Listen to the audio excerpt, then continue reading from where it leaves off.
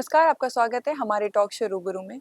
मैं हूँ नेहा चौहान और आज मैं मौजूद हूँ सुदीप राय सर के साथ, जो कि एक लीडिंग इंडियन इंस्ट्रूमेंटलिस्ट हैं और a disciple of sitar maestro Padma Bhushan Pandit Debu Chaudhuri sir. We welcome you sir. Good morning and thank you बेटा। Thank you sir.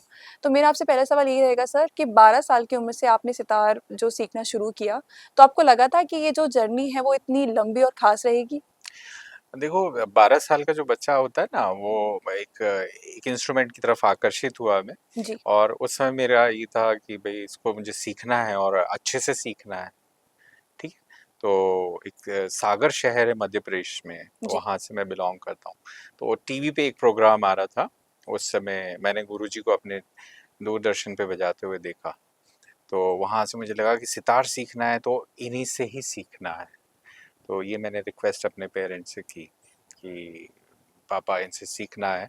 तो उन्होंने बोला ठीक है बेटा, तो उन्होंने पूरा सपोर्ट किया मुझे इसके लिए।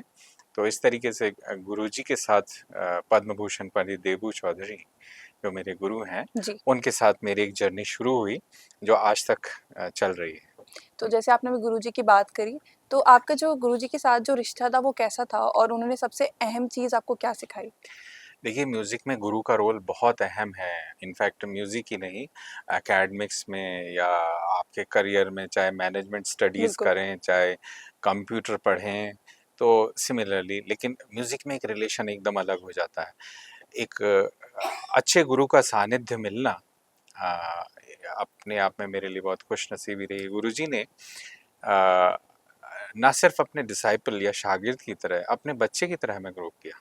तो उनसे सितार सीखना ना सिर्फ रागदारी सीखना नहीं था। जी। Guruji was a teacher of complete lifestyle.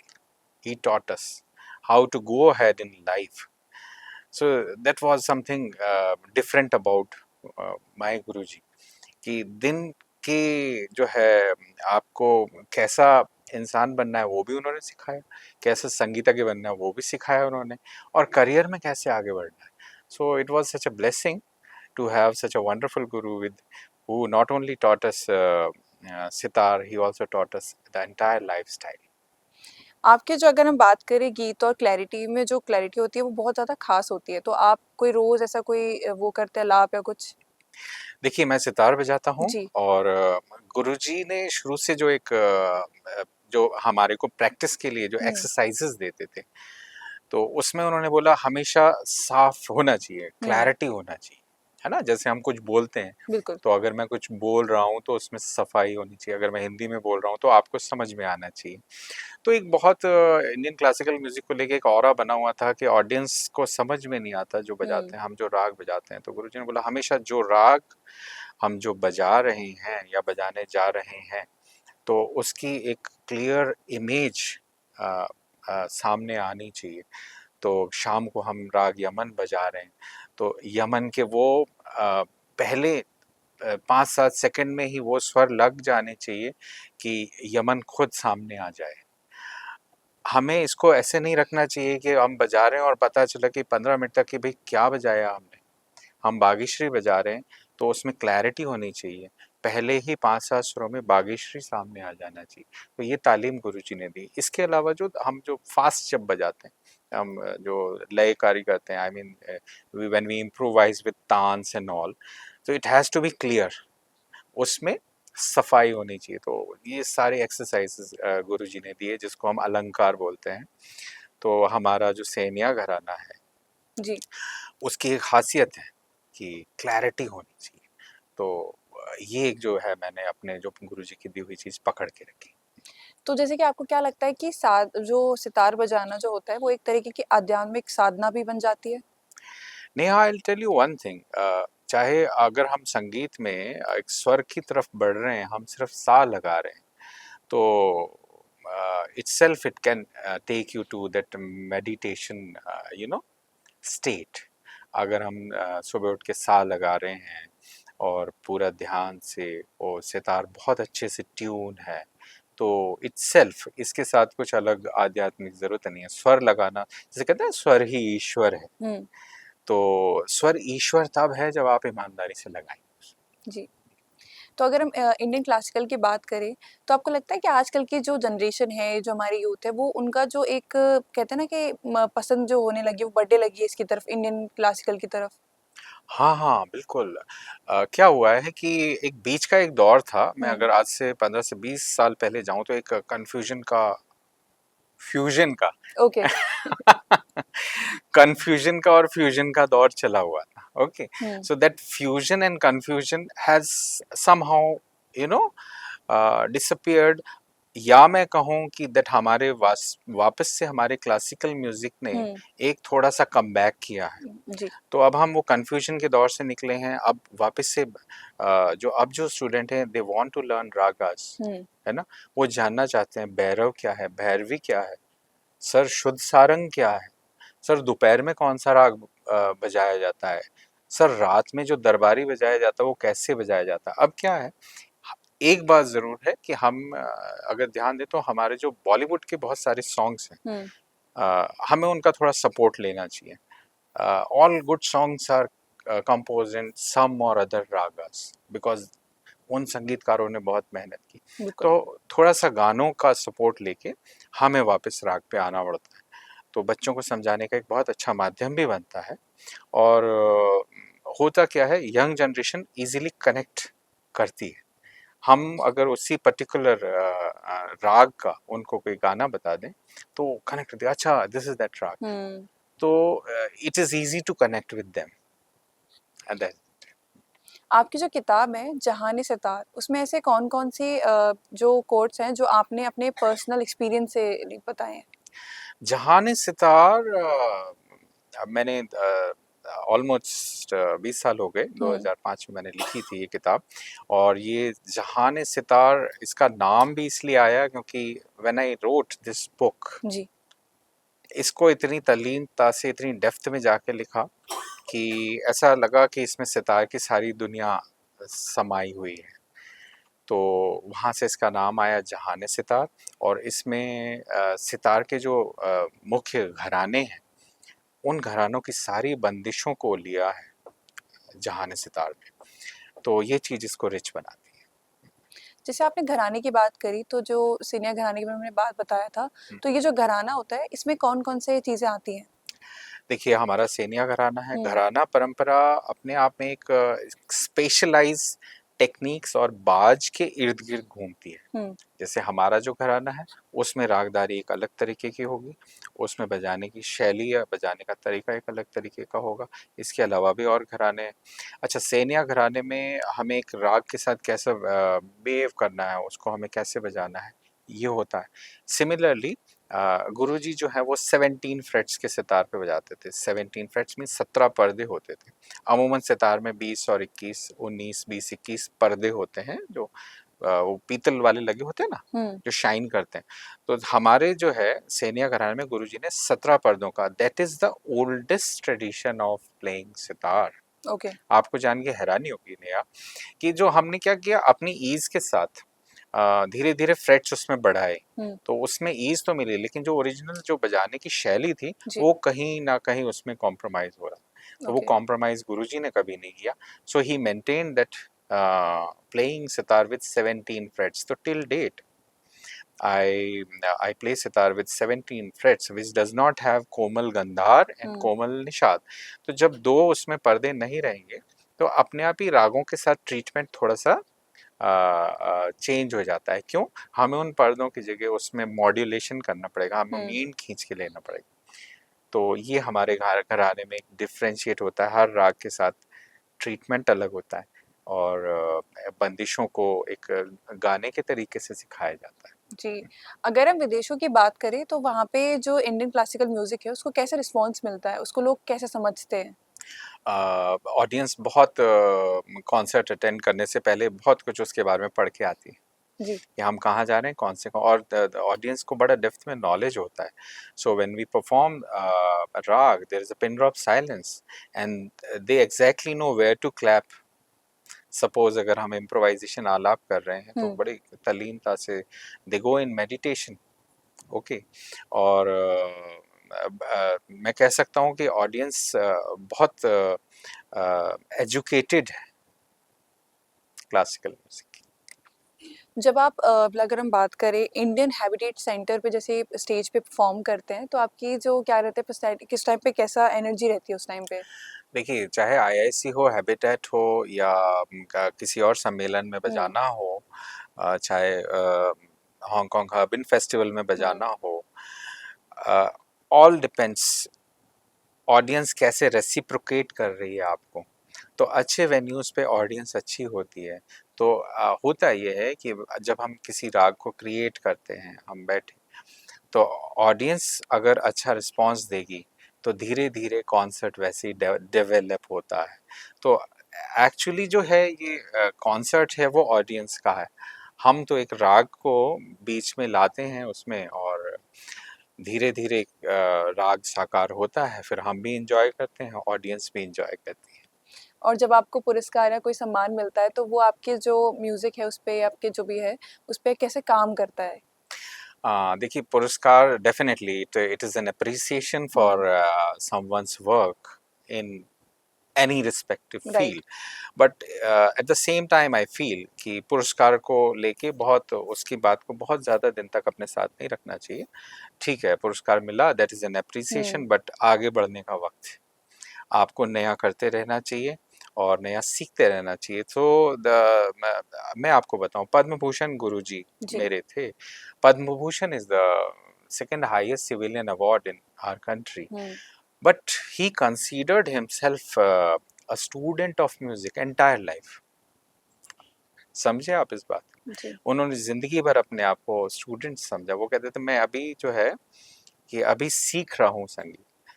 तो इससे हमें ये सीख मिलती है कि पुरस्कार मिले, अप्रिसिएशन मिले, that is fine, of course that is good enough, पर आपको सीखते रहना चाहिए संगीत। सीखने की जैसे आपने बात करी, तो अगर हम बात करें आजकल की जो यूथ है वो ज़्यादातर जैसे गिटार, पियानो की तरफ ना उनका एक रुचि रहता है, एक इंस्ट्रूमेंट्स की तरफ।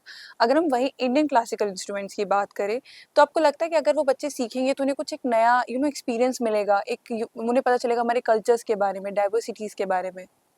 एक दौर था, जैसे हमारे घर में जो छोटा बच्चा होता है उसकी हुँ। सबसे पहली चीज क्या होती है घर में? आप बताइए, क्या मंगाना होता है उसको घर में? When you were tiny kid, क्या चाहिए था आपको? लाइक खिलौने वगैरह ही? आई थिंक कीबोर्ड से सबको चाहिए हाँ। होता है। कीबोर्ड। हुँ। कीबोर्ड के बाद दूसरी चीज गिटार सबको चाहिए होता है। हुँ। उसके बाद ड्रम सब सीखना चाहते हैं। ठीक है ना? तो सिमिलरली मैं समझता हूँ कि हमें अब थोड़ा अपनी संस्कृति की तरफ मुड़ के देखना पड़ेगा। हुँ। तो why not sitar, why not santoor? तो जब पेरेंट्स को पता होगी ये बात, तभी वो अपने बच्चे को गाइड कर पाएंगे। ठीक है ना? हुँ। तो बच्चे अगर बचपन से ही एक ऐसा सितार, संतूर, सरोद जैसा साज चुनेंगे, हुँ। तो उनका ब्रेन भी जो है ना, जो लेफ्ट राइट ब्रेन, वो भी शार्प होना शुरू हो जाता है। सो नॉट ओनली दैट कि इंडियन क्लासिकल म्यूजिक उनकी पढ़ाई में भी एबिलिटी को बढ़ाता है, तो ये हेल्प मिलती है। तो बच्चों को हमेशा इनिशिएट करना चाहिए, एंड बहुत इजीली अवेलेबल है। थैंकफुल सितार हर शहर में मिलता है। तो बच्चों को, पेरेंट्स को गाइड करना चाहिए कि apart from taking keyboard, guitar, थोड़ा सा देखिए कि हमारे पास क्या है। And these are all age old. 5,000 साल से सितार हमारे बीच में है। हुआ क्या, हमने बोरो बहुत किया, बहुत जल्दी हुँ। जल्दी बोरो किया, हमने ये इंस्ट्रूमेंट वहां से ले लिया और हमने अपनी संस्कृति में डाल दिया। आप देखेंगे बाकी सारे इंस्ट्रूमेंट्स का इतिहास 300, 400, 500 साल, लेकिन सितार हमारे बीच में है। 5,000 साल पुरानी संस्कृति आज भी माँ सरस्वती के हुँ। हाथ का वाद्य है ये।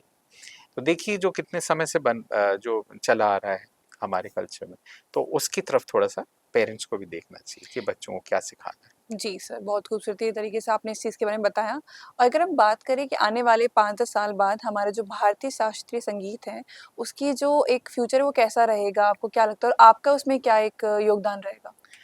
देखिए, पिछले बहुत लंबे अरसे से मैं तो इसमें इस क्षेत्र में काम कर रहा हूँ, और जो आज यूथ में क्षमता है, या आज मैं देखता हूँ जिस हिसाब से युवा सितार की तरफ उनका रुझान बढ़ा है, I see a wonderful future for not only Indian classical hmm. Music, sitar, sarod, और बहुत अच्छा एक्सपोजर है। और आज की जो स्टूडेंट्स हैं दे आर ऑलरेडी इन्फॉर्म्ड, हम्म। उनको पता है हमें क्या सीखना है। वो पहले गूगल करके आते हैं और वो पहले अपने गुरु का या इंस्टाग्राम में प्रोफाइल देखते हैं। तो हमारे, अगर आज से 20 साल पहले की बात करें, बहुत पुरानी बात भी नहीं है, ऐसी बात भी नहीं है, जी। बहुत पुराने ज़माने का नहीं हूँ मैं। लेकिन जब हम अपने गुरुजी के पास जाते थे सीखने, अगर 90 की बात करें, इंस्टाग्राम नहीं था, हम्म। फेसबुक नहीं था। गुरुजी जो सिखाते थे वो कॉपी पेपर पे हम राइट करते। तब हमारे को रिकॉर्ड करने के लिए एक अलग से कैमरा लेना पड़ता है, हैंडी कैम। तो बाद में हमारे गुरुजी इतने लिबरल थे, कहते रिकॉर्ड कर लो, तुम्हारे को टाइम नहीं मिलेगा। तो he used to keep 2 tape recorders, ठीक है ना, कैसेट में 90 मिनट के कैसेट में लेसन रिकॉर्ड कर लो।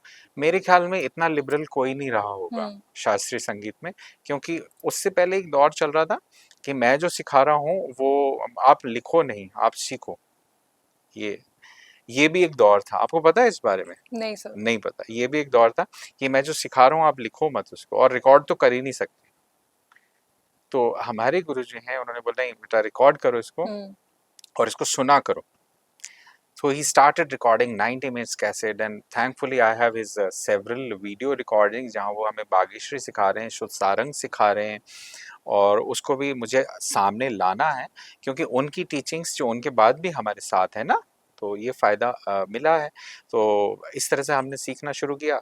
कॉपी में नोट्स भी हैं और ऑडियो में कैसेट्स भी हैं, वीडियो में रिकॉर्डिंग्स भी हैं। तो ये एक ज़रिया जो हमारी जो है ना टेक्नोलॉजी बनती है। जैसे हमने शुरू किया जब उस ज़माने में हम दूरदर्शन में रिकॉर्ड करते थे। हम्म। इफ़ यू रिमेंबर, आपको नहीं पता होगा शायद, आप पैदा भी नहीं होंगे। जी। एक प्रोग्राम आता था सुबह सवेरे दूरदर्शन पे। तो सुबह सवेरे में हर रोज़ एक म्यूज़िशियन आते थे और ज़ी पे आता था मॉर्निंग ज़ी। जी। ठीक है? तो धीरे-धीरे वो चले गए। अब क्या हुआ, ओवर द टाइम म्यूज़िक का स्लॉट हम्म। मिनिमाइज़ हो गया, ख़त्म हो गया। अब नई चीज़ आ गई, पॉडकास्ट आ गया। हम्म। तो हमें इस तरह से नहीं, इंस्टाग्राम आ गया, hmm. Facebook, everybody wants you know change आ गया एक बहुत बड़ा। Information in 20 seconds. ठीक है ना? पहले हम हाँ, 90 मिनट्स, आप देखिए एक 90, टाइम स्पेंड बहुत हाँ, कम हुआ है अभी। 90 मिनट्स की कैसेट हम रिकॉर्ड करते थे लेसन के लिए। अब चाहिए सबको 30 सेकंड में इन्फॉर्मेशन चाहिए। तो ये दौर वैसे अच्छा है क्योंकि आप ब्रश अप कर सकते हैं नॉलेज को, लेकिन सीखने के लिए आपको गुरु के पास जाना पड़ेगा, आपको थॉरो नॉलेज लेना पड़ेगा। तो उसके प्रति स्टूडेंट्स को रुझान बढ़ाना चाहिए।